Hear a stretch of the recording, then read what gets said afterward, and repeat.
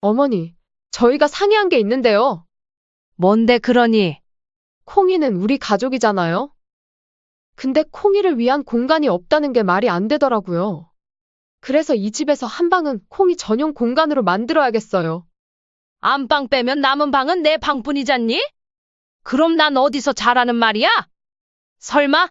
아니지, 거짓말이지? 엄마가 너희들 집 사주느라 돈도 없고 지금 갈 데도 없다는 거 너희도 잘 알잖니? 그럼 이제부터 다른 데 구해서 사시면 되잖아요. 뭐?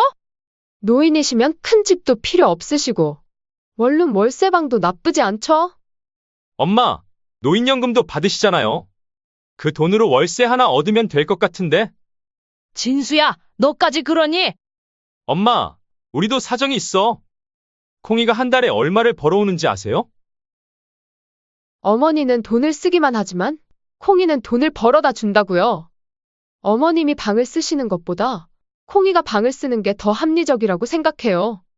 내가 평생 일해서 번 돈으로 산 집에서 나를 내쫓는 게 맞는 거니? 그것도 걔를 위해서?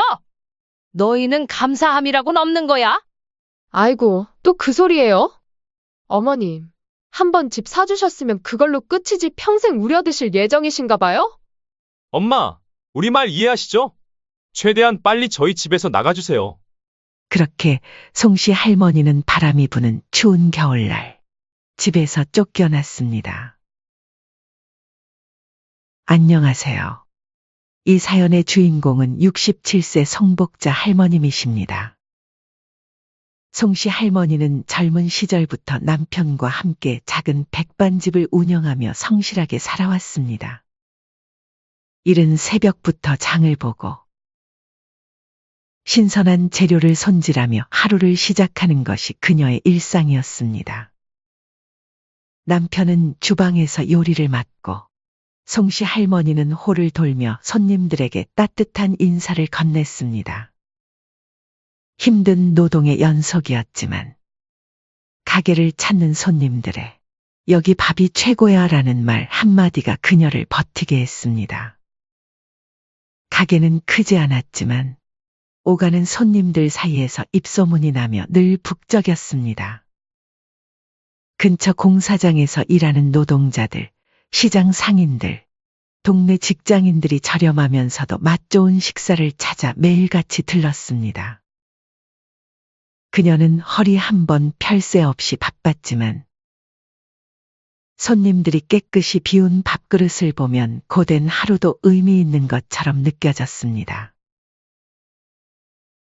그러나 그런 나날도 오래가지 않았습니다. 시간이 흐르며 남편의 건강이 악화되기 시작했습니다. 바쁘게 움직이던 그가 어느 순간부터 피곤하다며 주저앉는 날이 많아졌습니다. 여보, 오늘도 기운이 없어 보이네요. 병원에라도 한번 가봐야 하는 거 아닐까요? 송씨 할머니가 걱정스러운 눈빛으로 물었지만 남편은 손사래를 치며 대답했습니다. 괜찮아. 조금만 쉬면 나아질 거야. 가게 일이 바쁜데 병원은 무슨... 남편은 늘 가게 일과 가족을 우선시했습니다. 그러나 결국 견디다 못한 송씨 할머니의 강한 권유로 병원을 찾았을 때는 이미 늦은 상태였습니다. 말기 간암이었습니다. 남편은 병상에 누워서도 가게 걱정을 했고 무엇보다 아들 진수 걱정을 놓지 못했습니다. 그가 마지막으로 남긴 말은 단순했지만 송씨 할머니에겐 가슴 깊이 박혔습니다. 우리 진수가 힘들지 않게 도와주자. 평소 말이 없던 남편이었지만 마지막 순간의 아들을 위한 당부는 송씨 할머니에게 삶의 목표가 되었습니다. 진수는 당시 대학을 갓 졸업하고 취업 준비를 하던 때였습니다. 송씨 할머니는 아들이 자신의 꿈을 포기하는 건 원치 않았습니다. 남편이 세상을 떠난 후 송씨 할머니는 홀로 가게를 지켜야 했습니다. 아침마다 재료를 손수 준비하고 하루 종일 손님을 맞으며 힘든 노동을 견뎠습니다. 어깨가 아프고 허리가 쑤셔도 가게 문을 열 때마다 남편이 곁에 있는 듯한 기분이 들었습니다. 그녀는 남편과 했던 약속을 지키기 위해 한 푼 두 푼 아꼈습니다. 송씨 할머니는 자신을 위해 새 옷 한 벌 사지 않았습니다. 사더라도 아들의 옷뿐이었습니다. 진수가 꿈꾸던 중견기업에 취업하고 몇 년 후 아들은 현영이라는 여성과 만나 결혼했습니다. 송씨 할머니는 비록 며느리가 조금 차가워 보이긴 했지만 아들이 선택한 사람이니 가족으로 받아들였습니다. 아들 부부는 회사에서 멀리 떨어진 작은 전세 아파트에서 살았습니다. 송씨 할머니는 그들을 돕기 위해 종종 반찬을 만들어 보내기도 했습니다. 그러던 어느 날 진수가 전화로 전세금이 오른다는 이야기를 했을 때 송씨 할머니는 결심했습니다. 그렇게 30년을 모은 돈과 가게를 정리한 권리금을 합쳐 아들 진수를 위해 역에서 가까운 신축 아파트를 마련했습니다. 남들이 보면 대단한 일일 수도 있었지만 송씨 할머니에게는 당연한 일이었습니다. 아파트 계약을 마친 날 그녀는 남편의 사진을 바라보며 작게 중얼거렸습니다. 여보, 이제 우리 진수가 편하게 살 수 있게 됐어요. 너희 회사에서 멀어서 출퇴근 힘들지? 엄마가 조금이라도 도울 수 있으면 좋겠다. 아들과 며느리 현영은 처음에는 감사했습니다. 진수는 어머니의 손을 꼭 잡고 눈시울을 붉히며 감격했습니다. 어머니, 정말 감사합니다. 이런 큰 선물을 어떻게 저희가 이 감사함을 다 갚을 수 있을지. 며느리 현영도 연신 고개를 숙이며 감사 인사를 건넸습니다. 어머니, 정말 감사합니다. 저희를 위해 평생 모으신 돈을 정말 죄송하고 감사합니다. 그날 송씨 할머니는 가슴이 벅차올랐습니다. 남편과 했던 약속을 지켰다는 자부심이었죠. 처음에는 송씨 할머니가 아들 부부와 함께 살 계획은 아니었습니다.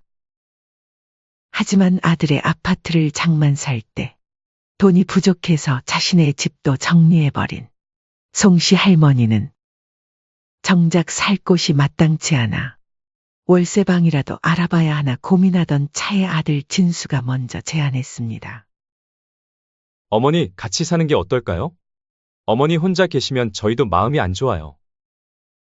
이 집도 어머니가 사주셨으니 당연히 어머니도 같이 사셔야 하는 게 맞죠. 처음에는 며느리도 동의하는 듯 했습니다. 송씨 할머니는 조금 망설였지만 아들과 함께 살 수 있다는 생각에 기쁘게 동의했습니다. 이사 후 첫날, 온 가족이 둘러앉아 저녁을 먹으며 웃음꽃을 피웠습니다. 송씨 할머니는 며느리와 함께 장을 보고 반찬을 만들었습니다. 따뜻한 밥 한 공기, 정성스러운 반찬을 앞에 두고 오랜만에 가족이 함께하는 시간이 행복하게 느껴졌습니다. 아파트는 새것 냄새가 물씬 풍겼고 창밖으로는 공원이 내려다 보였습니다. 날씨가 좋으면 단지 내 공원을 산책하며 느긋한 시간을 보낼 수도 있을 터였습니다. 그녀는 남은 노년을 이렇게 가족과 함께 행복하게 보내리라 생각했습니다. 하지만 이런 행복이 오래갈 것이라고 믿었던 송씨 할머니의 기대는 얼마 지나지 않아 무너지기 시작했습니다. 어느 날 며느리가 작은 말티즈 강아지를 안고 들어왔습니다. 얘는 누구니? 송씨 할머니가 물었습니다. 며느리는 환하게 웃으며 말했습니다. 콩이에요. 입양했어요.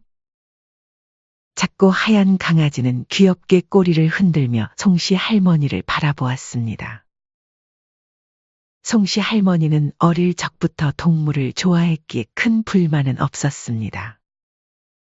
그래, 예쁘게 생겼구나. 콩이는 가족의 새로운 구성원으로 자연스럽게 받아들여졌습니다. 처음에는 송씨 할머니도 콩이를 귀여워했습니다. 아침에 일어나면 콩이가 반갑게 달려와 그녀의 발치에서 뒹굴기도 했고, 간식을 주면 기쁘게 꼬리를 흔들며 받아먹었죠. 작은 강아지의 존재가 집안의 활기를 불어넣는 것만 같았습니다. 며느리는 처음에는 그저 개인 SNS에 콩이의 사진을 올리는 정도였습니다. 강아지의 귀여운 일상을 기록한 사진과 짧은 동영상이 주된 내용이었습니다. 송씨 할머니도 처음에는 며느리가 귀여운 강아지를 자랑하는 것이려니 하고 대수롭지 않게 여겼습니다. 그러던 어느 날, 한 유명 연예인이 콩이의 사진을 자신의 SNS에 공유했습니다. 이 강아지 너무 귀엽다. 이 한마디가 엄청난 변화를 가져왔습니다. 해당 게시물은 폭발적인 반응을 일으켰고, 강아지 콩이의 인기는 갈수록 늘어나기 시작했습니다. 사람들은 강아지의 귀여운 외모에 열광했고, 며느리의 SNS에는 협찬과 광고 제안이 쏟아졌습니다. 송씨 할머니는 처음 이 소식을 들었을 때 며느리가 기뻐하는 모습을 보고 함께 기뻐했습니다. 현영아, 좋은 일이 생겼구나. 우리 콩이가 유명해졌다니 신기하네. 며느리는 그날 신이 나서 아들과 함께 이야기를 나눴습니다. 여보, 이거 큰 기회예요. 제대로 하면 돈도 많이 벌 수 있어요. 그때부터 집안의 분위기는 완전히 달라졌습니다. 며느리는 점점 더 SNS에 집착하기 시작했습니다. 아침부터 밤까지 며느리의 하루는 강아지 중심으로 돌아갔습니다. 강아지의 산책, 미용, 먹이 시간, 촬영 시간까지 모든 것이 철저하게 계획되었습니다.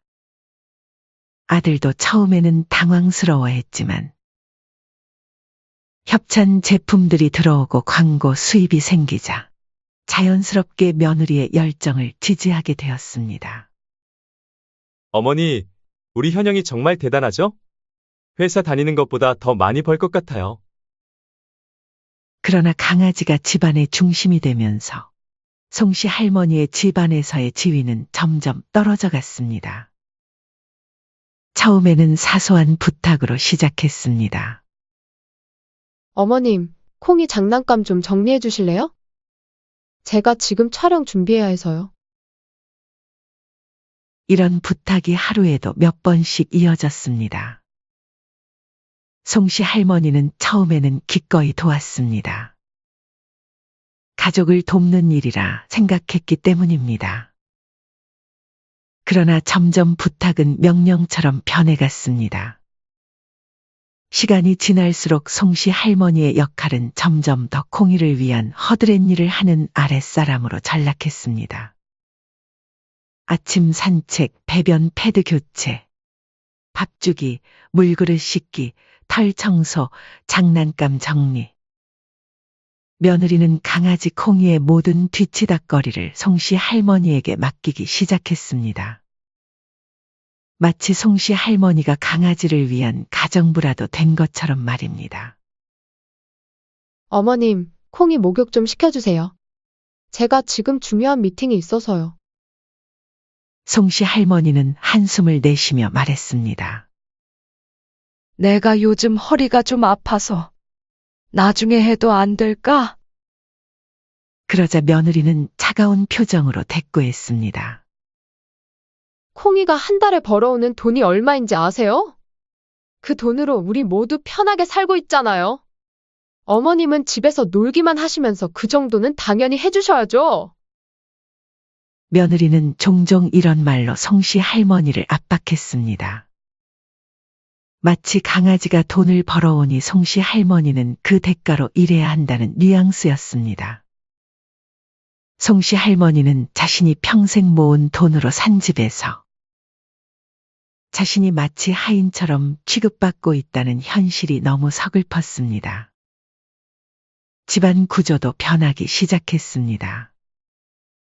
각종 반려견 용품과 인테리어 소품이 점점 늘어났습니다. 어느새 집안은 가족을 위한 공간이 아니라 강아지를 위한 집처럼 변해갔습니다. 송씨 할머니는 자신이 앉아있던 소파가 어느 날 갑자기 다른 장소로 옮겨진 것을 발견했습니다. 현영아, 소파가 왜 여기로 옮겨졌니? 어머님, 이쪽이 햇빛이 덜 들어와서 촬영할 때 좋아서요. 괜찮으시죠? 송씨 할머니는 마음이 불편했습니다. 햇빛이 들어오는 그 자리에서 남편 사진을 보며 차를 마시는 것이 그녀의 소소한 행복이었는데 그것마저 빼앗긴 느낌이었습니다. 어느 날 송씨 할머니는 저녁을 먹고 설거지를 하던 중 콩이의 밥그릇을 정리하려다 실수로 개밥을 쏟고 말았습니다. 사료가 바닥에 우수수 쏟아지며 널브러졌습니다. 그리고 강아지가 달려와 사료를 와구와구 먹기 시작했죠. 그 순간 며느리는 마치 세상이 무너진 것처럼 소리를 질렀습니다. 어머니, 진짜 못 살아. 대체 왜 그러세요? 콩이 밥을 조심히 다뤄달라고 말했잖아요. 그리고 콩이가 얼마나 섬세한 애인데 큰 소리 나면 스트레스를 받는다고요. 며느리는 화난 표정으로 바닥에 흩어진 사료를 한참 노려보더니 한숨을 내쉬며 퉁명스럽게 말했습니다. 아, 정말? 이거 어쩌실 거예요?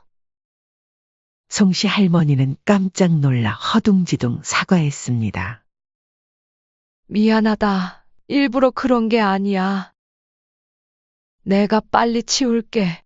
그런데 며느리는 그 순간을 핸드폰으로 촬영하고 있었습니다. 송씨 할머니가 놀란 표정으로 바닥에 쏟아진 사료를 바라보는 모습, 당황해하는 모습을 모두 담았습니다. 잠깐만요, 어머님. 움직이지 마세요.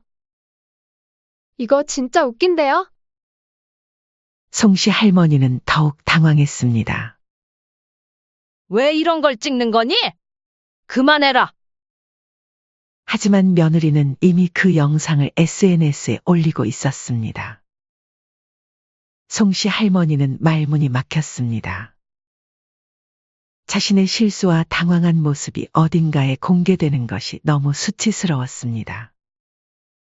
그날 이후로 송씨 할머니는 점점 집안에서 불필요한 존재가 된 듯한 기분을 느끼기 시작했습니다.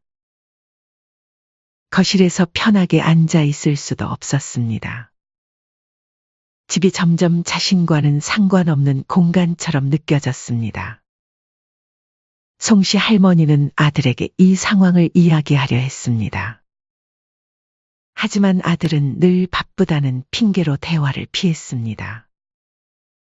한 번은 용기를 내어 이야기를 꺼냈지만 아들의 반응은 기대와 달랐습니다. 어머니, 현영이 지금 중요한 시기라서 좀 예민할 수 있어요. 우리 모두 조금씩 양보하면서 지내요.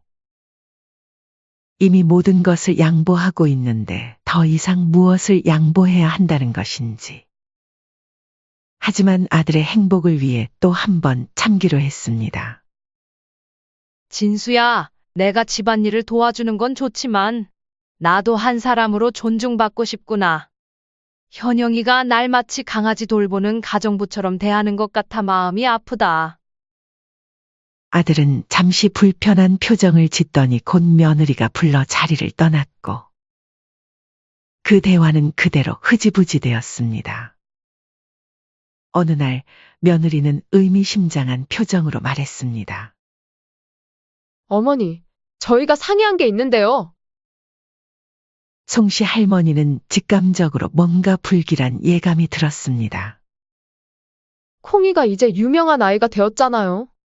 근데 콩이를 위한 공간이 없다는 게 말이 안 되잖아요. 그래서? 송씨 할머니는 불안한 마음으로 물었습니다. 콩이만의 독립된 공간이 필요해요. 이 집에서 한 방은 콩이 전용 공간으로 만들어야겠어요. 송씨 할머니는 순간 멍해졌습니다. 이 집은 안방과 송씨 할머니의 방, 이렇게 두 개의 방만 있었습니다. 며느리와 아들은 안방을 쓰고 있었고, 나머지 한 방은 송씨 할머니의 방이었습니다. 안방 빼면 남은 방은 내 방뿐이잖니? 그럼 난 어디서 자라는 말이야? 설마? 아니지, 거짓말이지? 엄마가 너희들 집 사주느라 지금 갈 데도 없다는 건 너희도 잘 알잖니? 그녀가 당황하며 묻자 며느리는 마치 당연하다는 듯이 말했습니다. 어머님은 다른 데서 지내시면 되잖아요. 뭐? 송씨 할머니는 자신의 귀를 의심했습니다. 노인이시면 큰 집도 필요 없으시고, 원룸 월세방도 나쁘지 않죠? 이 말에 송씨 할머니는 믿을 수 없다는 표정으로 아들을 바라봤습니다. 자신의 아들이 이런 상황에서 자신을 지켜줄 거라 믿었습니다. 그저 며느리의 황당한 제안에 바로 반대할 거라고 생각했습니다. 그러나 아들은 오히려 담담하게 말했습니다. 엄마, 노인연금도 받으시잖아요. 그 돈으로 하나 얻으면 될 것 같은데? 진수야, 너까지 그러니? 송씨 할머니의 목소리가 떨렸습니다. 가슴 속에서부터 무언가가 무너져 내리는 소리가 들리는 것 같았습니다. 30년 동안 모든 것을 희생하며 키운 아들이, 자신의 피와 살을 나눈 아들이 이렇게 자신을 내쫓으려 하다니. 아들은 며느리와 눈을 마주치며 한숨을 내쉬었습니다. 엄마, 우리도 사정이 있어. 콩이가 한 달에 얼마를 벌어오는지 아세요? 어머니는 돈을 쓰기만 하지만, 콩이는 돈을 벌어다 준다고요. 송씨 할머니는 할 말을 잃었습니다. 자신이 준 집에서 자신의 아들이 단순히 강아지를 위해 자신을 내쫓으려 한다니. 며느리는 차갑게 말을 이었습니다. 어머님이 방을 쓰시는 것보다 콩이가 방을 쓰는 게 더 합리적이라고 생각해요. 이해해 주실 수 있으시죠? 합리적, 사람과 강아지를 비교한다니. 심지어 사진은 친어머니이고 시어머니인데 말이죠. 내가 평생 일해서 번 돈으로 산 집에서 나를 내쫓는 게 합리적이라고? 그것도 걔를 위해서? 내가 너희 위해 얼마나 희생했는지 알기나 하니? 며느리는 눈을 굴리며 한숨을 쉬었습니다. 아이고, 또 그 소리예요? 어머님, 한번 집 사주셨으면 그걸로 끝이지 언제까지 우려드실 예정이세요? 아들이 끝내 며느리의 말을 부정하지 않고 오히려 수긍하는 모습을 보았을 때, 정말 아들은 자신이 평생 희생하며 사랑했던 그 아들이 맞는지 의심스러웠습니다. 어찌 강아지 하나 때문에 제 어미를 내쫓을 수 있단 말인가요? 엄마, 우리 말 이해하시죠? 최대한 빨리 저희 집에서 나가주세요. 그 순간 송씨 할머니는 자신이 이 집에서 더 이상 가족이 아닌 존재가 되었다는 걸 깨달았습니다. 송씨 할머니는 아들의 말을 더 이상 듣지 않았습니다. 그녀는 입술을 꼭 다물고 조용히 방문으로 들어갔습니다. 문을 닫는 순간 눈물이 두 볼을 타고 흘러내렸습니다. 그리고 결심한 듯 일어나 짐을 싸기 시작했습니다. 자신의 손때가 묻은 오래된 가방에 옷 몇 벌을 넣고 쥐어짜듯 몇 개의 짐만 챙겼습니다. 평생을 함께 한 남편의 사진, 그리고 아이를 키우며 모았던 소중한 기억들이 담긴 앨범 한 권. 그게 전부였습니다. 방에서 나온 송씨 할머니는 거실에서 텔레비전을 보고 있는 아들과 며느리 앞에 섰습니다. 그들은 무심한 표정으로 송씨 할머니를 바라봤습니다. 그래, 너희 말대로 집에서 나가마. 그녀의 마음 한구석에서는 아들이 뛰쳐나와 자신을 붙잡을 것이라는 작은 희망이 있었습니다. 하지만 그런 일은 일어나지 않았습니다. 아들은 멀뚱히 서 있었고 며느리는 무표정한 얼굴로 팔짱을 끼고 있었습니다. 그녀는 더 이상 아무 말도 하지 않았습니다. 그렇게 송씨 할머니는 바람이 부는 추운 겨울날 집에서 쫓겨났습니다. 송씨 할머니는 추위에 떨며 터덜터덜 걸었습니다. 어디로 가야 할지, 무엇을 해야 할지 막막했습니다. 송씨 할머니는 주머니에서 핸드폰을 꺼내 들었습니다. 이 시간에 누구에게 연락할 수 있을까 망설이다가 오랜 친구 미숙의 번호를 눌렀습니다. 미숙이는 백반집을 할 때부터 단골이었던 친구로 남편과 사별한 후에도 종종 안부를 물으며 지내던 사이였습니다. 여보세요. 미숙의 목소리가 졸린 듯 들렸습니다. 미숙아, 나 복자인데. 송씨 할머니의 목소리가 떨렸습니다. 복자, 이 시간에 무슨 일이야? 목소리가 이상한데? 나 아들 집에서 쫓겨났어. 어디야? 지금 바로 데리러 갈게. 그렇게 오랜 친구 미숙의 집에서 잠시 머물게 되었습니다. 그렇게 고생해서 키운 자식이 어떻게 강아지 때문에 친어머니를 내쫓을 수가 있니? 내가 언제부터 강아지보다 못한 사람이 됐는지 정말 모르겠네. 미숙은 송씨 할머니의 손을 꼭 잡았습니다. 너무 걱정하지 마. 내 사위가 변호사잖아. 내가 법적으로 어떻게 하면 되는지 제대로 알아보자. 송씨 할머니는 처음에는 망설였습니다. 법적인 절차라니 평생 그런 일과는 거리가 먼 삶을 살아온 그녀에게는 생소한 일이었습니다. 하지만 미숙은 단호했습니다. 너 그냥 이대로 쫓겨나고 말 거야. 그 집 내가 사준 거잖아. 가만히 있을 거냐고? 그래도 진수는 내 아들인데 법적으로 문제 삼는 건 바보 같은 소리 말고. 그 하나뿐인 아들이 널 어떻게 대했는데. 내가 평생 모은 돈으로 산 집에서 걔 때문에 널 내쫓았어. 이건 그냥 넘어갈 문제가 아니야.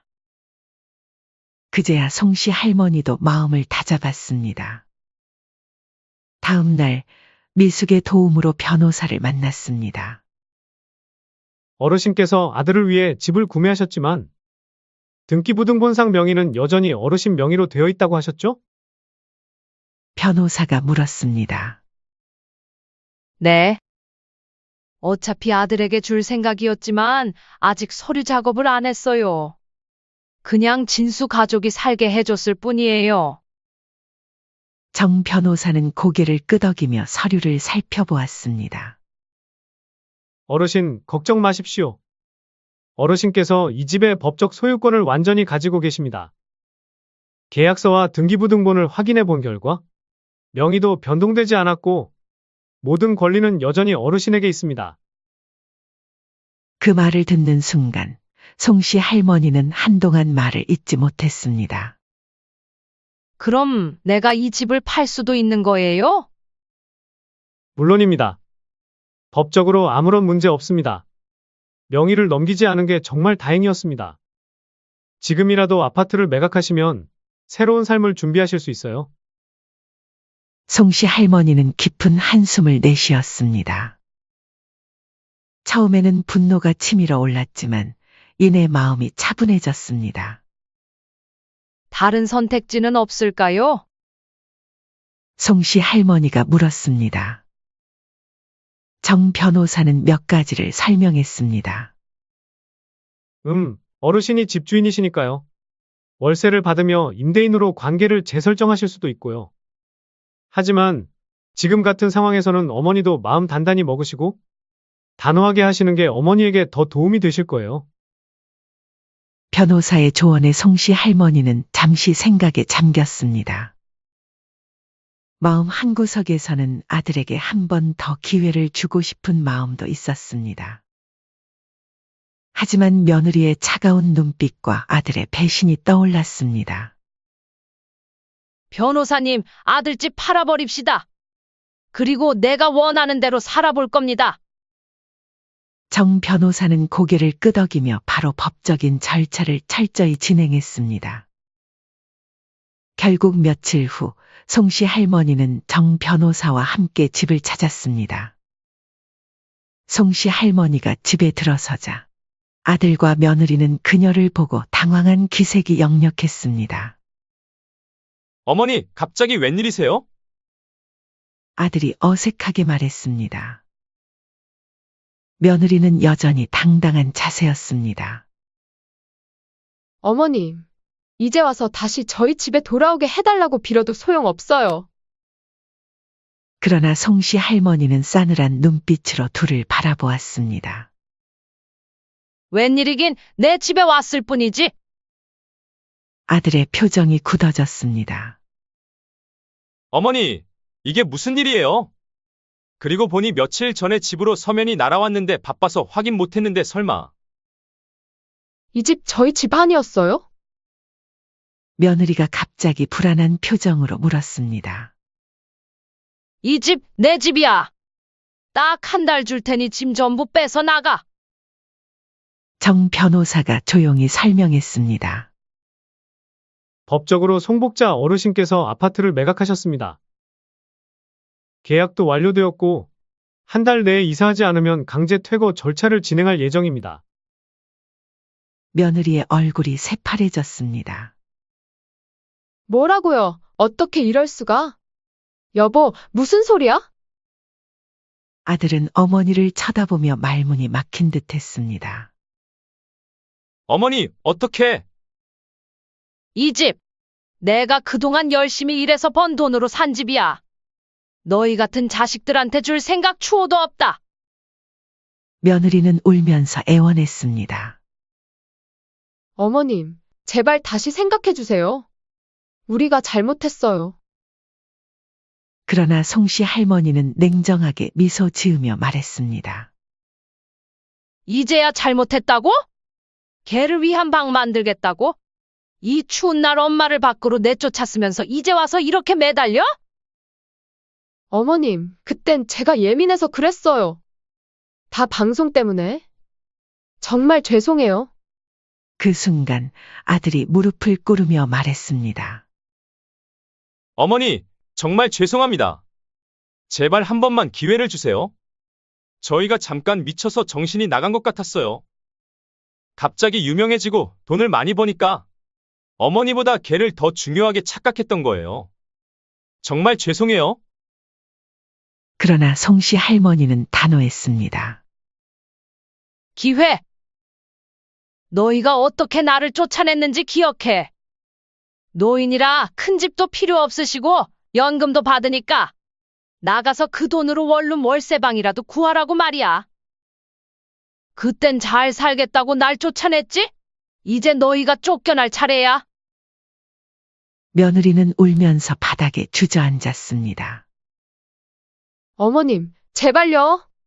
집마저 잃으면 어디로 가야 할지. 송씨 할머니는 냉정하게 대답했습니다. 그건 너희 문제야. 나도 그날 밤 어디로 가야 할지 몰랐어. 그때는 그런 생각 안 했니? 아들과 며느리는 더 이상 아무 말도 하지 못했습니다. 그저 바닥에 무릎을 꿇은 채 흐느낄 뿐이었습니다.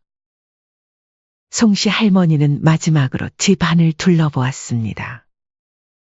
이제는 자신이 평생 아껴온 물건들이 치워진 공간. 송씨 할머니의 흔적은 모두 지워진 후였습니다. 난 간다. 한 달 뒤에 집이 깨끗하게 비워져 있길 바래. 집을 나서면서 송씨 할머니는 처음으로 어깨가 가벼워지는 느낌을 받았습니다.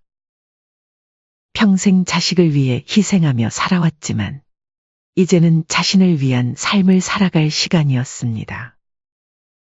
미숙이가 기다리고 있던 카페 안에서 물었습니다. 어떻게 됐어? 끝났어. 이제 새로운 시작이야. 미자는 환하게 웃으며 송씨 할머니의 손을 꼭 잡았습니다. 그래, 이제부터는 내가 행복해야 돼. 너무 오랫동안 다른 사람을 위해 살았으니, 이제는 내 자신을 위해 살 시간이야. 그런데 그 돈으로 뭐 할 거야? 송씨 할머니는 잠시 생각에 잠겼다가 미소를 지었습니다. 아직 잘 모르겠어. 하지만 내가 하고 싶은 일을 할 거야. 어쩌면 작은 카페를 열어볼까 해. 식사도 간단히 대접하는. 좋은 생각이네. 너 요리 솜씨 좋잖아. 내가 첫 손님이 될게. 두 사람은 환하게 웃었습니다. 송씨 할머니의 얼굴에는 오랜만에 진정한 웃음이 피어났습니다. 그동안의 아픔이 씻겨 나가는 것 같았습니다. 자신들의 집에서 쫓겨났지만 아들과 며느리는 처음에는 그다지 걱정하지 않았습니다. 반려견 콩이가 벌어오는 돈이 자신들의 수입보다 많았으니 말입니다. 며느리는 자신감 있게 웃었습니다. 걱정 마요. 콩이 덕분에 월 수입이 괜찮으니까 더 좋은 집도 구할 수 있을 거예요. 그러나 상황은 아들과 며느리의 예상과 전혀 다르게 흘러갔습니다. 처음에는 작은 소문이었습니다. 이웃은 또 다른 이웃에게, 그 이웃은 동네 카페 주인에게, 카페 주인은 단골 손님에게. 소문은 눈덩이처럼 불어났습니다. 워낙 충격적인 사건이다 보니 동네에서 소문이 쫙 퍼지게 되었고, 이 사건은 결국 동네 맘카페를 시작으로 유명 SNS에까지 퍼졌습니다. 아들과 며느리의 행동은 각종 커뮤니티와 SNS를 통해 급속도로 확산되었습니다. 저도 아는 사람인데, 시어머니가 30년 동안 식당 일에서 번 돈으로 아들 집 사줬더니 며느리가 강아지 방 만든다고 시어머니를 쫓아냈다고 합니다. 이 글은 금세 수만 명의 사람들에게 공유되었습니다. 부모를 버린 사람이 반려견 인플루언서라고? 어이가 없다. 광고주들, 이런 사람한테 광고 맡기는 게 맞아? 불매합니다. 이런 사람한테 돈이 가는 건 싫어요. 순식간에 수천 개의 악성 댓글이 달렸고, 결국 며느리는 SNS 계정을 비공개로 돌리고 댓글창을 닫아야 했습니다. 이게 무슨 일이야? 며느리는 핸드폰을 내려놓으며 얼굴이 하얗게 변했습니다. 여보, 큰일 났어요. 사람들이 우리를 알아봤어요. 광고주들이 하나둘씩 연락을 취해오기 시작했습니다. 며느리는 당황하며 변명했습니다. 그건 오해예요. 제가 다 설명할게요. 그러나 담당자의 목소리는 단호했습니다. 브랜드 이미지에 맞지 않는 논란이 있어 즉시 계약을 해지하겠습니다. 이것은 시작일 뿐이었습니다. 하루가 지나자 거의 모든 협찬사가 계약 해지를 통보했습니다. 협찬이 끊기면서 그녀의 수입은 하루아침에 바닥으로 추락했습니다. 한때 수많은 팔로워를 거느리며 기업 협찬과 광고를 받았던 그녀였지만,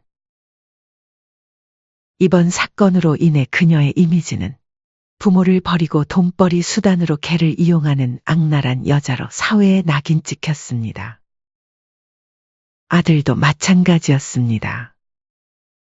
부모를 버렸다는 소문이 퍼지면서 그의 직장에서는 말이 돌기 시작했습니다. 저기 저 사람, 어머니를 집에서 쫓아냈대. 나도 인터넷에서 봤어. 이런 사람한테 중요한 프로젝트 맡겨도 되겠어? 협력사에서 불만을 제기하며 주요 계약이 취소되었고, 그는 결국 승진해서 탈락했습니다. 그렇게 겨우 버티던 아들은 결국 해고 통보를 받게 되었습니다. 회사에서 나오는 날, 아들은 비참한 심정으로 로비를 걸어 나왔습니다. 한때 번듯한 직장에서 근무하며 성공한 삶을 살고 있다고 자부했던 그였지만, 이제는 이력서 한 장 들고 취업문을 두드려야 하는 처지가 된 것이었습니다. 아들과 며느리는 결국 이혼했습니다. 수입이 끊기고 사회적 평판이 바닥을 치면서 둘의 사이는 급격히 나빠져 버린 것이 그 원인이었습니다. 그렇게 뻔뻔했던 며느리는 이제 자신의 모든 것을 잃어버린 채 강아지와 함께 조용히 고향으로 내려갔습니다. 아들은 처음에는 작은 회사라도 다시 들어가려 했지만 애매한 나이 탓에 번번이 면접에서 탈락했습니다. 결국 아들은 일용직과 식당 일을 하며 겨우 생계를 이어갔습니다. 한때는 손에 물 한 방울 묻히지 않고 살아왔지만 이제는 무거운 짐을 나르고 식당에서 설거지를 하는 일상이 되어버렸습니다. 식당 주방에서 허리를 숙이며 설거지를 하던 어느 날, 그는 문득 어머니를 떠올렸습니다. 매일 아침 식당에서 음식을 만들고 서빙하며 고된 노동을 했던 어머니가 떠올랐습니다. 자신이 그토록 무시했던 그 생활을 이제야 똑같이 하고 있다는 사실을 깨달았습니다.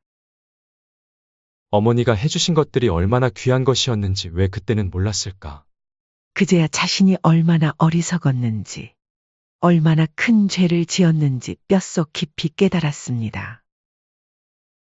한편 송씨 할머니는 동네에 작은 카페를 차렸습니다.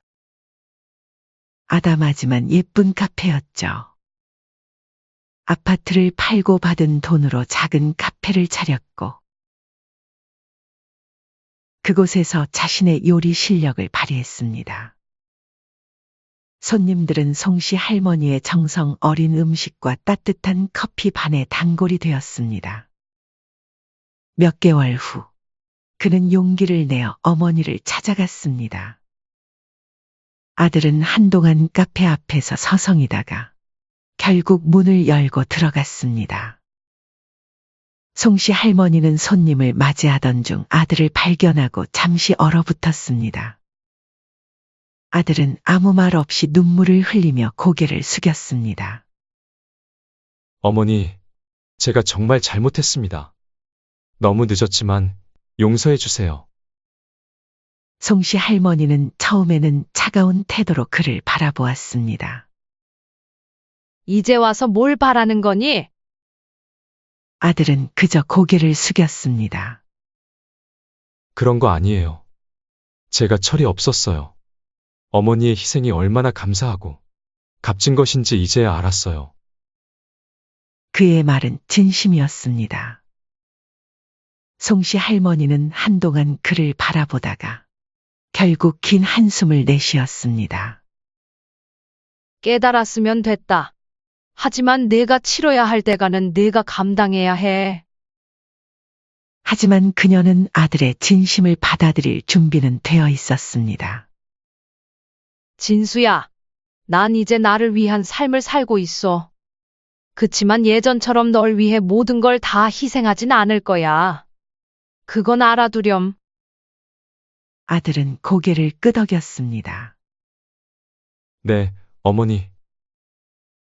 이후에 아들은 송씨 할머니의 카페에서 일손을 돕기 시작했습니다. 처음에는 단순히 청소와 설거지부터 시작했지만 점차 어머니의 요리를 배우며 함께 일했습니다. 손님들은 송씨 할머니와 아들이 함께 일하는 모습을 보며 미소 지었습니다. 아들은 어머니와 함께 일하면서 어머니와 아버지가 함께 백반집을 운영했던 시절의 이야기를 자세히 들을 수 있었습니다.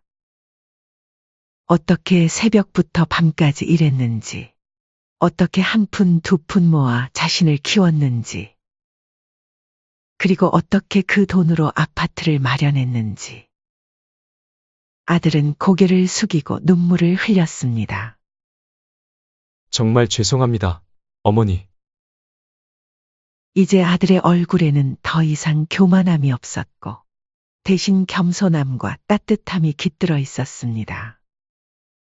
어느 날 송씨 할머니는 복지관 수업이 끝난 후 친구들과 함께 카페에서 차를 마시던 송씨 할머니는 창밖을 바라보며 조용히 미소를 지었습니다.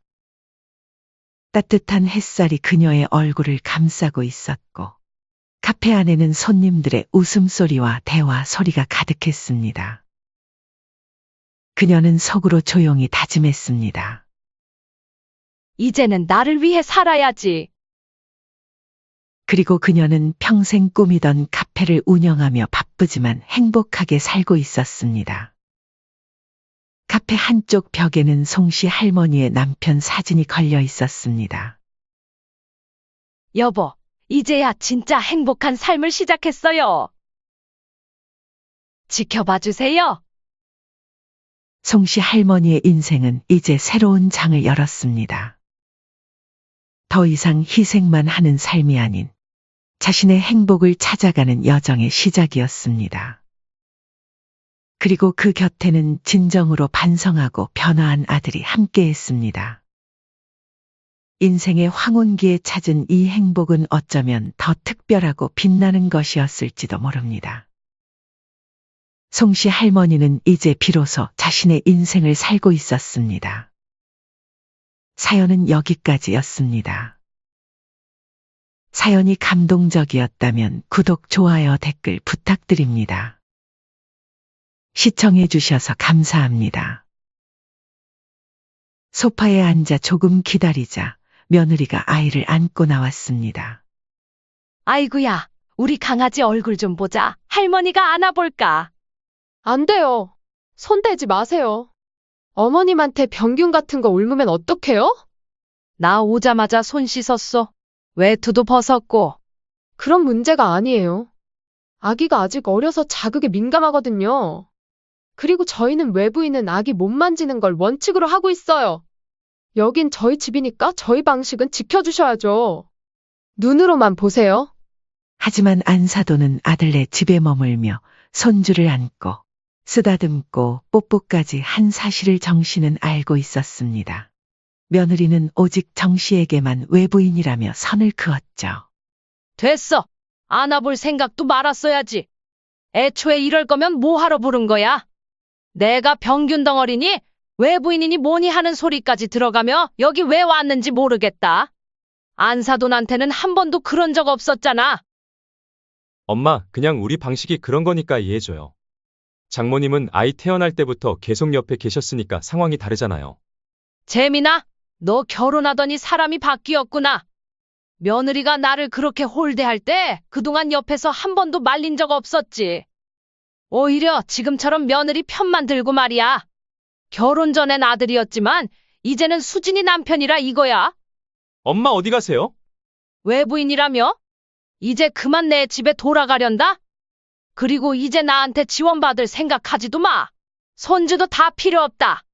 내 친자식도 나한테 이러는데 내 자식도 아닌 손주 챙겨주고 싶은 마음이 생기겠냐? 안녕하세요. 이 사연의 주인공은 64세 정경자 씨입니다. 정 씨는 부산 수영구 바닷가 근처의 4층짜리 낡은 아파트에서 살고 있었습니다. 정 씨는 남편을 잃고 홀로 살아온 지 어느덧 10년이 되었습니다. 혼자 하는 끼니에도 이제는 익숙해졌고 대화 없는 하루에도 정막보다 담담함이 먼저 깃듭니다. 평생 자식 뒷바라지하며 살아온 정 씨에게 유일한 소원은 하나뿐인 아들 재민이 어서 좋은 짝을 만나 가정을 이루는 모습을 보는 것이었죠. 남편이 떠난 후에도 아들을 생각하며 버텨왔습니다. 아들은 내성적이고 말수가 적은 아이였지만 언제나 믿음직했고 부모 말에 토 하나 단 적이 없었습니다. 서울에서 대학을 졸업한 후엔 바로 취직해 혼자 자취를 해왔고 부모에게 연애 얘기는 한 번도 꺼낸 적이 없는 아이였죠. 그래서였을까요? 갑자기 결혼한다는 아들의 말에 정 씨는 깜짝 놀랐습니다. 엄마, 나 결혼하고 싶은 사람이 생겼어요. 아들은 소개로 만난 여자와 8개월을 만나고 있었다고 했습니다. 이름은 수진이고 서울 토박이에 직장도 번듯했죠.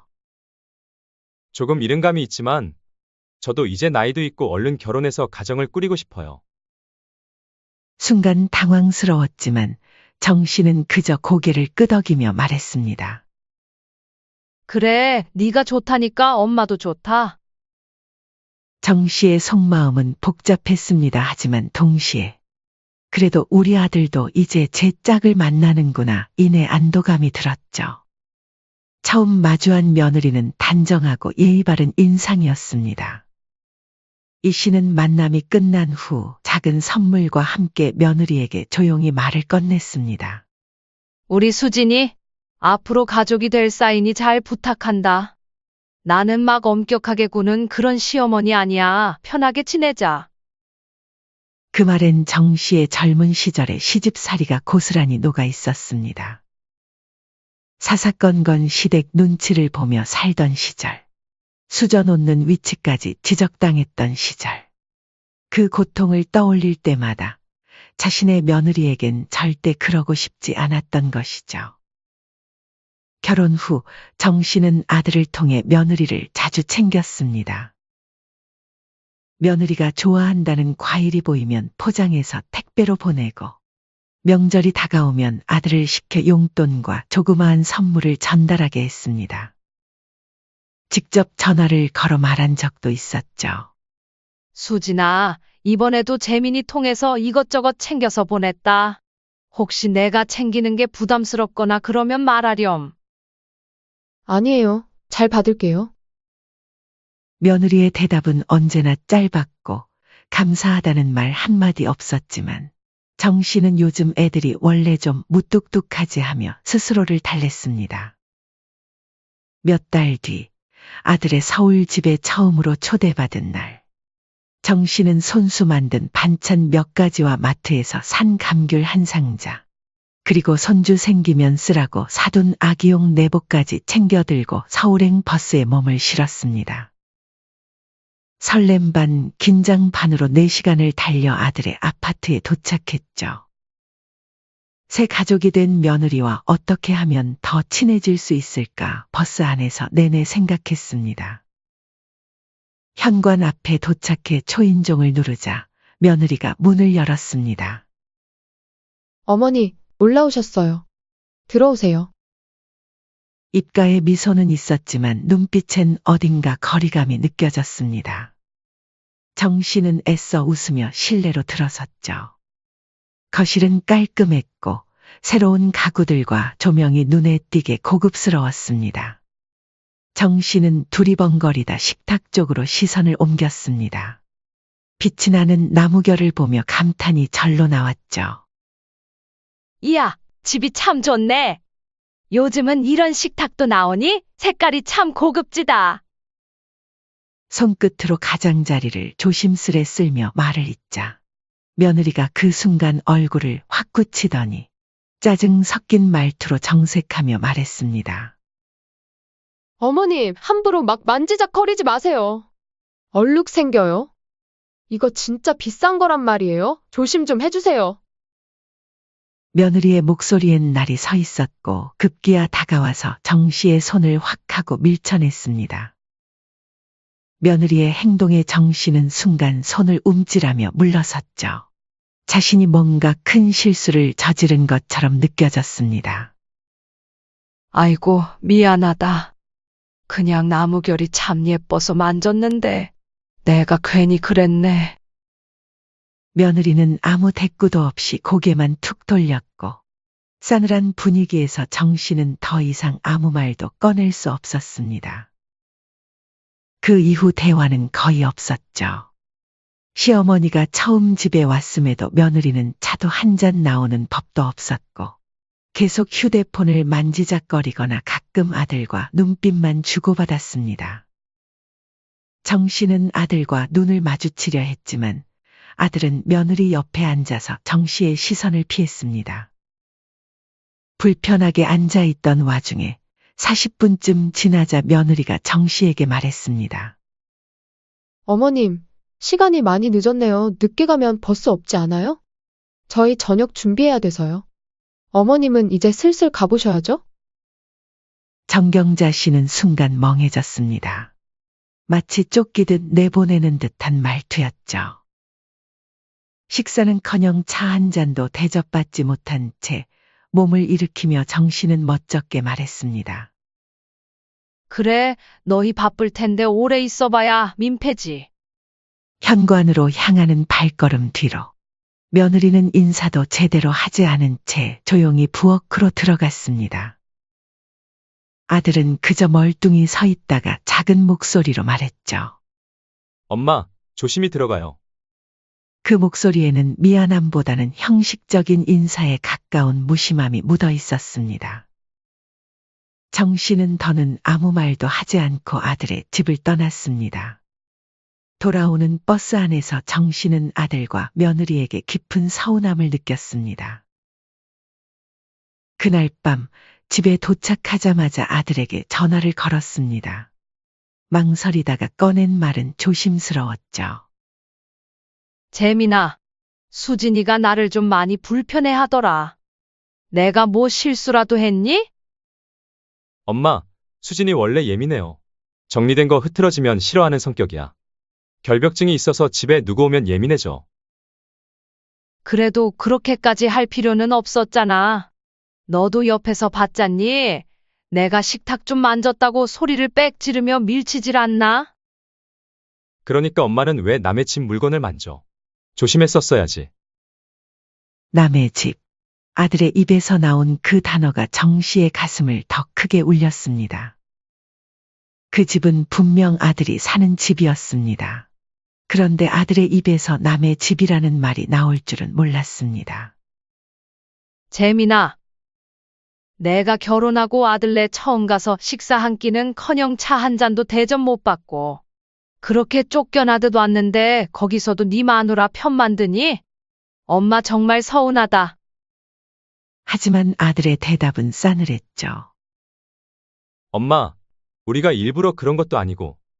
엄마도 좀 이해해줘요. 에휴, 됐다. 말을 말자. 시간이 흘러 결혼하고 처음으로 아들 집을 다녀온 지 한 달쯤 지났을 무렵 정 씨는 아들에게서 뜻밖의 전화를 받았습니다. 아들의 목소리는 조심스러웠지만 어딘가 들떠있는 듯했죠. 엄마, 수진이 임신했어요. 정 씨는 한순간 말을 잇지 못했습니다. 아, 나도 드디어 할머니가 되는구나. 가슴속 어딘가가 따뜻하게 부풀어 올랐습니다. 며느리에 대한 서운함이며 아들의 무심함도 잠시 잊혔죠. 정 씨는 목소리에 최대한 진심을 담아 말했습니다. 그래, 잘 됐다. 며느리 몸조리 잘하라 전해줘. 뭐 필요한 거 있으면 말하고. 며칠 후 정 씨는 며느리에게 전화를 걸었습니다. 정 씨가 먼저 물었죠. 혹시 필요한 거 있으면 부담 갖지 말고 얘기하렴. 임신 중엔 조심해야 하니까. 며느리는 망설이다가 이렇게 말했습니다. 어머니, 다른 건 다 괜찮은데. 사실 가고 싶은 조리원이 있는데 비용이 좀 부담스러워서요. 혹시 어머님이 좀 도와주실 수 있을까요? 정 씨는 금액을 듣고 고민했지만 이내 결심한 듯 대답했습니다. 그럼 당연하지. 정확하게 얼마인지 문자로 보내놔라. 그 말이 끝나자마자 아들에게 전화를 걸어 바로 입금해줬습니다. 조리원 비용은 생각보다 만만치 않은 액수였지만 정 씨는 손주를 위하는 마음에 조금 무리해서라도 지원해 주었습니다. 겸사겸사 이번 기회에 며느리와 더 가까워질 수 있겠구나 하는 작은 희망이 정 씨의 마음에 피어났습니다. 이렇게라도 가족의 연결고리가 생겼다는 것이 기뻤고 며느리에게 시어머니로서 든든한 뒷배가 되어주고 싶었습니다. 그러나 조리원 출산용 돈, 육아용품 등 정 씨의 열렬한 지원에도 불구하고 손주 윤우가 태어나고 몇 달이 지나도록 정 씨는 손주 얼굴 한 번을 못 봤습니다. 정 씨는 서운함에 전화로 아들을 붙잡고 물었죠. 윤우는 언제쯤 보러 갈 수 있니? 길게도 안 있을게. 우리 강아지 얼굴만이라도 좀 보고 싶구나. 엄마. 지금은 좀 힘들어. 수진이 아직 몸조리 중이라 신경이 많이 예민해요. 조금만 기다려줘. 조리원을 나오고 몇 달이나 더 지난 지금까지 몸조리 중이라는 며느리가 정씨는 이해가 잘 안 갔지만 며느리의 몸 상태를 생각해 더 조르지 않았습니다. 기다려달라던 말은 그로부터 3달이 더 지나고도 여전히 그대로였습니다. 정씨는 참으며 기다렸지만 마음 한 구석에는 의문이 자라고 있었습니다. 아들과 며느리는 왜 이렇게 오랫동안 손주를 보여주지 않는 걸까? 무슨 이유라도 따로 있는 건가? 하지만 어느 주말 오후 정씨는 우연히 불편한 진실 하나를 알게 되었습니다. 그날은 정씨가 아들에게 안부차 전화를 걸은 날이었죠. 재민아, 뭐해? 집이니? 어이구, 우리 손주 졸리구나. 할미랑 코 차러 가자. 아유, 이뻐라, 쪽쪽. 그 순간 전화기 너머로 들리는 익숙한 목소리에 정씨는 온몸이 굳었습니다. 분명 어디선가 들어본 목소리와 말투였죠. 분명 안사돈의 목소리였습니다. 정씨의 손에 쥔 휴대폰이 미세하게 떨렸습니다. 재민아, 지금 누구야? 혹시 안사돈 너희 집에 오신 거야? 한참 뜸을 들이던 아들이 마지못해 사실을 털어놓았습니다. 응. 장모님 오셨어. 지난달부터 우리 집에 와 계셔 손주 육아 도와주신다고. 나는 이 핑계 저 핑계 대며 아직 한 번도 못 본 손주를. 안사돈은 매일 와서 보고 안고 계셨구나. 정씨는 말끝이 흐렸지만 정씨의 마음속엔 이미 생채기가 깊게 패였습니다. 자신에게는 몇 달이 넘도록 얼굴 한 번 보여주지 않던 손주를 안사돈은 매일같이 보고 있었다는 사실이 가슴을 후벼 팠습니다. 미안 엄마. 나중에 다시 전화할게. 아들은 급히 정씨의 전화를 끊었습니다. 정씨는 그 후 아들에게 다시 전화를 걸었지만 받지 않았죠. 결국 문자를 보냈습니다. 재민아, 엄마가 너희한테 뭐 잘못했니? 왜 안사돈한테만 손주를 보여주고 나한테는 안 보여주는 거야? 해도 너무한 거 아니야? 한참 후에야 돌아온 아들의 답장은 더 서운했습니다. 엄마, 아무래도 수진이한테는 장모님이 더 편하잖아요. 때 되면 손주 보여드릴게요. 보채지 좀 마세요. 그 후로 손주 윤우가 태어난 지 1년이 흘렀습니다. 손주의 돌이 다가올 즈음 갑작스럽게 며느리에게서 전화가 걸려왔습니다. 어머님, 저희 돌잔치는 안 하기로 했어요. 그냥 사진만 간단히 찍으려고요. 요즘 다들 간단히 하잖아요. 그래, 뭐 요즘은 그렇게들 하기도 하지. 돌잔치는 안 하지만 그래도 손주 돌인데 돌 선물은 해주실 거죠? 현금도 괜찮고요. 아니면 금반지도 좋아요. 며느리의 뻔뻔스러운 말에 정씨는 순간 말문이 막혔습니다. 얘가 제정신인가? 1년이 넘도록 손주 얼굴 한번 제대로 못 봤는데 돌 선물은 보내달라고? 정씨는 더 이상 참을 수 없었습니다. 수진아, 인간적으로 손주 얼굴은 한번 보여주고 그런 말 해야 하는 거 아니니? 나한테 보여주지도 않고 선물부터 챙기겠다는 건 좀 도둑놈 심보 같네. 며느리는 잠시 말을 잇지 못하더니 다소 뜸을 들인 후 대답했습니다. 그럼 시간 한번 내볼게요. 다음 주 주말에 시간 괜찮을 것 같아요. 정씨는 돌 선물 받으려고 허락해주는 건가 하는 의문이 들었지만 그래도 드디어 손주를 볼 수 있다는 기대에 마음이 설레었습니다. 다음 주 주말이 되고 정씨는 오랜만에 아들네 아파트로 발걸음을 옮겼습니다. 버스를 타고 선물 가방을 들고 손 씻는 알콜 티슈까지 챙겨가며 설레는 마음 반 긴장 반으로 집을 찾았습니다. 손주는 얼마나 자랐을지도 궁금했죠. 정 씨가 현관 앞에 서자 초인종을 누른 지 10초 만에 문이 열렸습니다. 며느리는 오랜만에 보는 시어머니를 반갑게 맞이해주기는커녕 불편한 표정을 지으며 소리쳤습니다. 어머니, 오셨으면 손부터 씻고 들어오세요. 거기 오른쪽이 화장실이에요. 며느리는 차가운 말투로 화장실을 가리켰습니다. 이내 정 씨는 조용히 화장실로 향했습니다. 손을 씻고 겉옷을 벗은 후 조심조심 거실로 들어왔습니다. 소파에 앉아 조금 기다리자 며느리가 아이를 안고 나왔습니다. 작은 얼굴, 동그란 눈망울. 사진으로만 봤던 손주를 보자 반가움에 정 씨는 자리에서 조심히 일어나 팔을 벌렸습니다. 아이구야, 우리 강아지 얼굴 좀 보자. 할머니가 안아보자. 그러나 며느리는 몸을 돌려 아이를 품에 더 꼭 끌어안았습니다. 그리고 단호하게 말했죠. 안 돼요. 손 대지 마세요. 어머님한테 병균 같은 거 옮으면 어떡해요? 저희는 아기 만질 땐 샤워까지 하고 옷도 갈아입는 걸 원칙으로 하고 있어요. 정 씨는 잠시 얼어붙었습니다. 나 오자마자 손 씻었어. 외투도 벗었고. 그런 문제가 아니에요. 아기가 아직 어려서 자극에 민감하거든요. 그리고 어머님은 외부인이시잖아요. 여긴 저희 집이니까 저희 방식은 지켜주셔야죠. 순간 방 안의 공기가 차갑게 식었습니다. 며느리의 말 속엔 선을 긋는 느낌이 확실했습니다. 특히 외부인이라는 단어가 쿡 하고 정 씨의 가슴에 박혔습니다. 정 씨는 충격을 받고 겨우 의자에 앉아 조용히 숨을 골랐습니다. 눈앞에서 며느리가 아이 이마에 뽀뽀하는 걸 보며 그 장면이 자신에겐 허락되지 않는다는 사실이 참 서러웠죠. 문득 지난번 아들과 통화 중 들었던 안사돈의 목소리가 떠올랐습니다.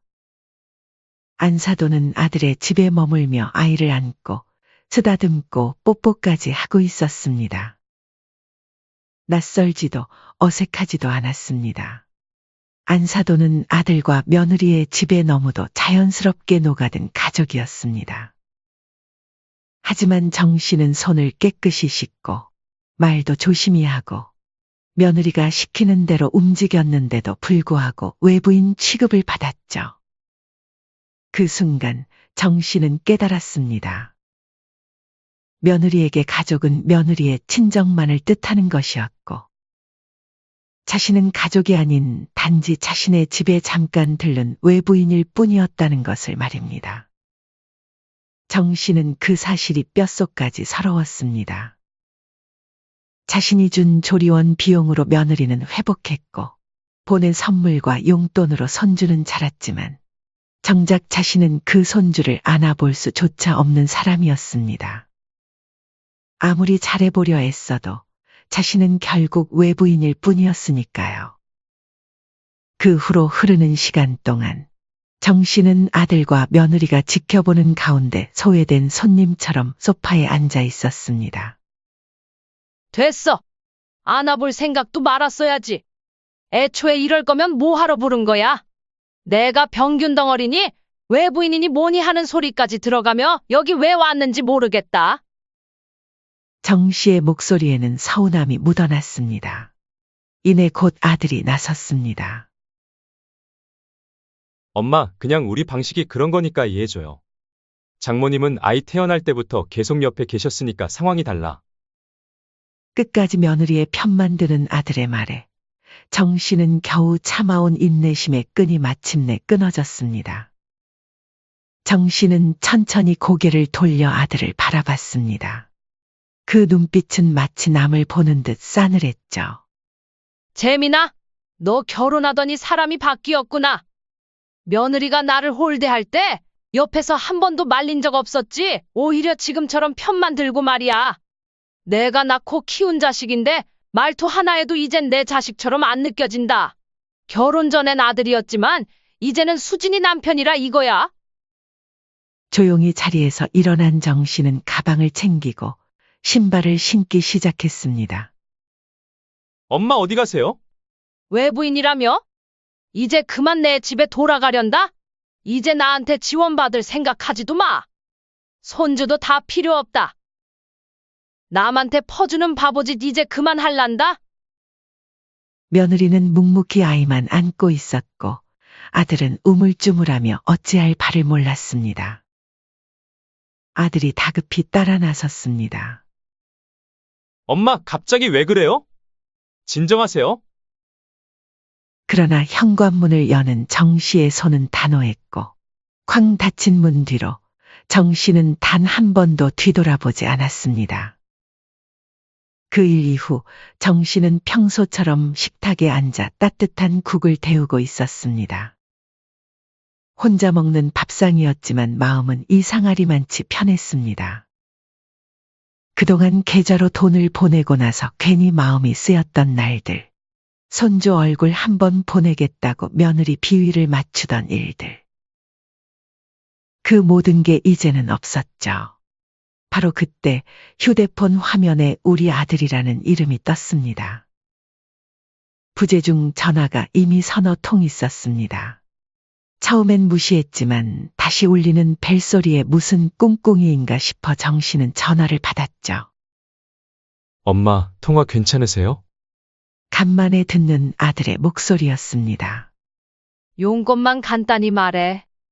전화를 건 아들의 목소리는 어딘가 조심스러웠고 잠시 머뭇거리다가 한숨을 내쉬며 말을 꺼냈습니다. 그게 아내 육아휴직이 끝나서 다음 달부터 다시 출근해야 하는데 장모님이 허리 디스크가 갑자기 심해지셔서 아이를 못 봐주시겠대요. 어린이집도 대기가 꽉 차서 당장 보낼 수도 없고 엄마가 혹시 1년만, 아니 몇 달만이라도 도와주실 수 있을까 해서요. 정 씨는 그 말을 듣는 순간 실소가 터져 나왔습니다. 아들이 이제 와서 무슨 염치로 손주를 맡아 달라며 전화를 한 걸까요? 순간 정 씨의 머릿속에 여러 기억들이 스쳐 지나갔습니다. 손주 얼굴도 못 보면서 조리원 비용 보태주고 아기 옷 보내주고 100일의 용돈 보냈던 날들. 정 씨는 아들을 똑바로 쳐다보며 어이없다는 듯 말을 이었습니다. 너희가 그랬잖니? 나는 외부인이라고. 외부인은 애 만지면 안 되는 거 아니었어? 엄마, 그건 그때 아내가 예민해서 그랬던 거고 지금은 아니야. 엄마 손주 좋아하시잖아요. 오셔서 마음껏 안고 예뻐해 주실 수 있어요. 참 수진이도 그날 일 반성 많이 했대요. 그 말과 동시에 며느리가 전화기를 바꿔들었습니다. 평소 같지 않게 비굴한 목소리였죠. 어머님, 그땐 정말 제가 철없었어요. 정신없고 첫 아이라 너무 예민해져서 지금은 정말 마음 열고 아이도 친할머니랑 좋은 시간도 보냈으면 해서요. 정 씨는 피식 웃었습니다. 수진아, 그동안 내가 나한테 했던 일들 전부 까먹은 거야? 처음 집에 초대해서도 홀대하고 손주 보러 가서도 병균 취급하면서 손도 못 대게 하고 결정적으로 시댁이랑 친정이랑 차별했잖아. 난 아직도 그날 일들이 생생해. 그리고 너희 집에서 나올 때 속으로 다짐했어. 이젠 다시는 손주 때문에 자존심 꺾으며 아들 며느리 비위 안 맞추겠다고 말이야. 정 씨의 목소리는 나지막했지만 그 어느 때보다 단호했죠. 아들이 다시 전화를 바꿔 들었습니다. 엄마, 진짜 봐줄 사람이 없어요. 부탁이에요. 엄마밖에 없어요. 그래도 미우나 고우나 가족이잖아요. 정 씨는 아들의 입에서 나온 가족이라는 말에 쓴웃음을 지었습니다. 가족? 일 없을 때는 외부인이라더니 손 필요하니까 가족이야. 며느리가 다급하게 다시 전화를 받았습니다. 어머님, 진짜 부탁드릴게요. 제가 다 잘못했어요. 앞으로는 어머님 시키시는 거 다 따를게요. 맞아요, 엄마. 이번만 도와주시면 정말 잘할게요. 그 말을 들은 정 씨는 마지막 일침을 날렸습니다. 수진아, 내가 예전에 그랬지? 아기한테 병균 옮으면 어떡하냐고. 안심해라. 앞으로도 쭉 멀리 있을 거니까. 엄마, 정말로 안 도와주실 거예요? 정 씨는 천천히 고개를 끄덕였습니다. 그래. 안 도와줄 거야. 손주 핑계도 더는 소용없어. 내 친자식도 나한테 이러는데 막말로 내 자식도 아닌 손주 챙겨주고 싶은 마음이 생기겠니? 정 다 뗐다. 뚝. 전화를 끊으며 정 씨는 한숨을 내쉬었습니다. 그 한숨엔 슬픔도 후회도 미련도 없었습니다. 오히려 이상하게도 후련했습니다. 한동안 정 씨는 전화기를 내려놓고 그냥 앉아 있었습니다. 전화가 온 후로도 아들과 며느리는 계속해서 문자와 전화 폭탄을 날려댔습니다. 하지만 정 씨는 한 번도 응답하지 않았죠. 정 씨는 그날 이후 단 한 번도 아들네 집을 찾지 않았습니다. 전화도 메시지도 어떤 연락도 먼저 하지 않았죠. 예전엔 뭔가 일이 생기면 제일 먼저 손 내밀던 사람이었지만 지금은 그 손을 거두는 법을 배우고 있었습니다. 냉장고를 반찬으로 가득 채우던 날들, 손주가 좋아하겠다며 고른 옷이며 장난감도 모두 멈췄죠. 더는 아들 집에서 종노릇하는 자신이 아니었습니다. 반면 아들과 며느리의 삶은 예전과 달라졌습니다. 처음에는 잘 지내는 듯 보였지만 몇 달이 지나자 정 씨는 동네 지인을 통해 슬며시 흘러나오는 소문을 듣게 되었습니다. 정신의 며느리 애 보느라 피골이 상접했더라. 얼굴이 반쪽이더라니까. 그리고 요즘 정씨 아들은 밤마다 대리운전도 뛰는 것 같던데 돈이 많이 궁한가 봐. 며느리는 결국 회사에 복직하지 못하고 퇴사를 했습니다. 처음엔 육아에 전념하고 싶어서라고 했지만 사실은 아이 돌봐줄 사람이 없어 어쩔 수 없는 선택이었죠. 그렇게 어렵게 들어간 회사였는데 눈물을 삼키고 사직서를 냈다는 이야기가 돌았습니다. 처음엔 괜찮다고 했지만 몇 달이 지나자 얼굴이 반쪽이 되었다고 했습니다. 예전과 달리 혼자서 아이를 돌보다 보니 밥도 제대로 못 먹고 밤에는 통잠 한 번 자지 못해 머리숱은 눈에 띄게 줄어 늘 피곤에 찌든 얼굴로 생활했습니다. 아들 역시 상황이 좋지 않았습니다. 맞벌이를 전제로 살림을 꾸렸기에 수입이 반으로 줄자 바로 타격이 왔죠. 아들은 지출은 늘어나자 결국 투잡을 뛰기 시작했습니다. 낮엔 회사를 다니고 저녁과 주말이면 피곤한 얼굴로 대리운전을 뛰었습니다.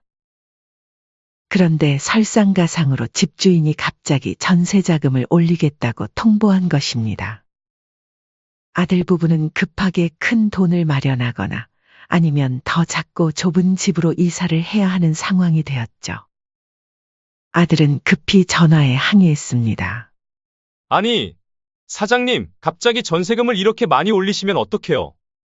저희 애도 태어난 지 얼마 안 되었고, 지금 집 상황도 안 좋은 거 뻔히 아시면서. 그 말에 집주인은 단호하게 받아쳤습니다. 지금까지 3번이나 계약 연장해줬고 그동안 한 번도 안 올렸잖아요. 요즘 시세가 어떤지 아세요? 이 정도면 감사해야죠. 싫으면 집 빼세요. 그쪽 가족 말고도 찾는 사람 많아요. 그 한마디에 아들은 입을 다물었습니다. 밤늦게 대리운전을 마치고 돌아오는 길, 처음으로 자신의 집이 없다는 현실이 뼈아프게 다가왔죠. 정 씨는 이 모든 이야기를 듣고도 동요되지 않았습니다. 확실히 예전과는 달라진 모습이었죠.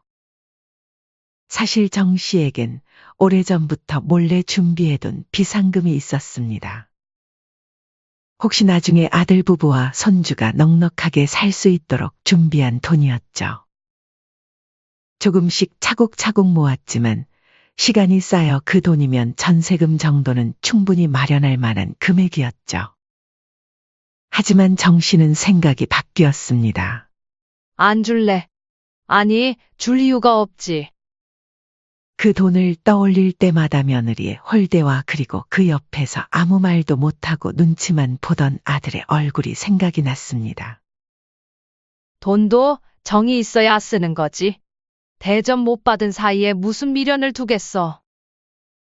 혼잣말 같았지만 그 말엔 깊은 단념과 후련함이 담겨 있었습니다.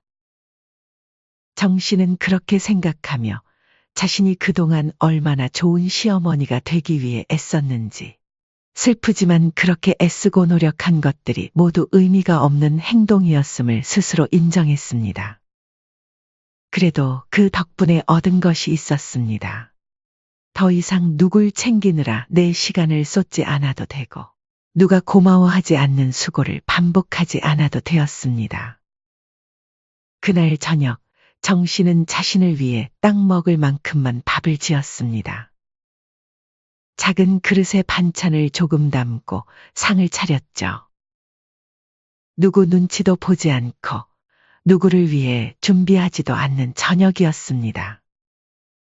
자식한테 종살이하며 욕먹고 살 바엔 자식 하나 없다 치고 마음 편히 사는 게 낫지. 손주도 결국 내 자식도 아니고 미련 가질 필요 하나 없어. 그냥 나만 잘 챙기고 살면 돼. 정 씨는 그렇게 말하며 호쾌하게 웃었습니다. 정 씨는 아들과 며느리를 냉대하지는 않았지만 가까이 하지도 않았습니다. 적절한 거리를 유지하며 관계를 이어갔죠. 정 씨는 이제 아들과 며느리에게 무조건적인 헌신을 하지 않습니다.